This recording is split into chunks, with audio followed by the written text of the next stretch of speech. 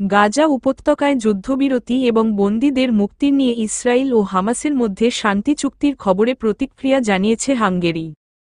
এই চুক্তি কেবল মধ্যপ্রাচ্যে শান্তি প্রতিষ্ঠার জন্যই সহায়ক হবে না, বরং বিশ্ব নিরাপত্তা শক্তিশালী করতে সাহায্য করবে বলে মন্তব্য করেছেন দেশটির পররাষ্ট্রমন্ত্রী পিটার সিজিয়ার্তো।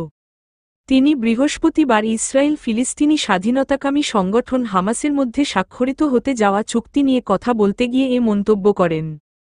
পিটার সিজিয়ার্তো তার ফেসবুক পেজে দেওয়া এক পোস্টে বলেন, বন্দীদের মুক্তি এবং গাজা যুদ্ধবিরতি চুক্তি একটি ভালো খবর। এটি যুদ্ধবিধ্বস্ত অঞ্চলে শান্তিপূর্ণ জীবনযাপনের সম্ভাবনাকে আরও ত্বরান্বিত করবে এবং বিশ্ব নিরাপত্তায় ইতিবাচক প্রভাব ফেলবে।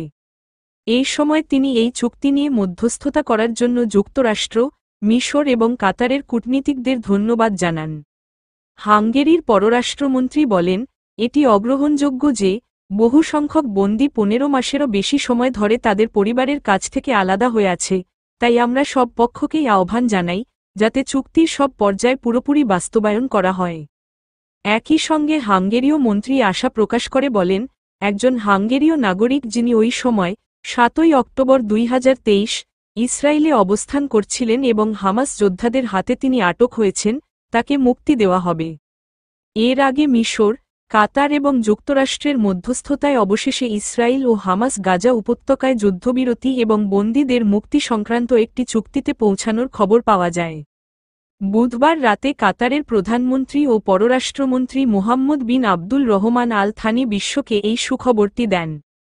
তার দেওয়া তথ্য অনুযায়ী আলোচিত এই চুক্তিটি 19 জানুয়ারি কার্যকর হওয়ার কথা রয়েছে। গাজা যুদ্ধবিরতির প্রথম পর্যায় অর্থাৎ 42 দিনের সময়কালে হামাস 33 জন বন্দীর মুক্তি দেবে, যাদের মধ্যে নারী, শিশু, বৃদ্ধ এবং আহত ব্যক্তিরা রয়েছেন। এর বিনিময়ে ফিলিস্তিনি বন্দীদের মুক্তি পাওয়ার কথা রয়েছে। এছাড়া আল জাজিরার সূত্র অনুযায়ী দখলদার ইসরায়েল তার সেনাদের গাজা উপত্যকার সীমানা থেকে 700 মিটার দূরে সরিয়ে নেবে। চুক্তির দ্বিতীয় এবং তৃতীয় পর্যায়ের বিস্তারিত তথ্যের মধ্যে গাজা উপত্যকা থেকে ইসরায়েলি বাহিনীর সম্পূর্ণ প্রত্যাহারের কথা বলা হয়েছে, যা নিয়ে প্রথম পর্যায়ে বাস্তবায়নের পর আলোচনা করা হবে বলে উল্লেখ করা হয়েছে। সূত্র তাস।